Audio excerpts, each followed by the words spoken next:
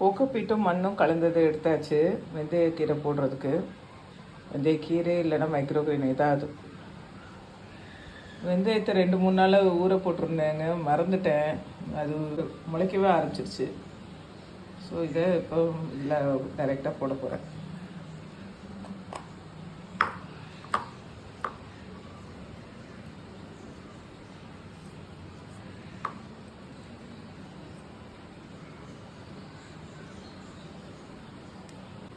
சாதா மண்ணு தான் போடுறேன்.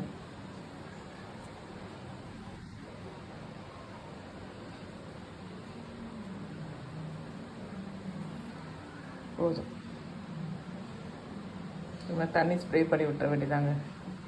வாட்டர் பாட்டிலில் ஃபோக் ஸ்பூனில் தாங்க ஓட்டை போட்டது. இதில் தான் தண்ணி கொடுக்குறேன்.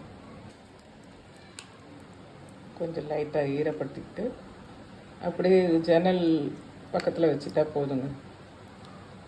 லைட்டாக ஷேடியாக வெயில் பட்டால் போதும். நல்ல வெயிலெலாம் தேவையில்லை. லைட்டாக நிழல்லே வச்சாலும் கூட வந்துடும். இப்போ வாட்சிங், லைக் அண்ட் சப்ஸ்கிரைப் பண்ணுங்கள்.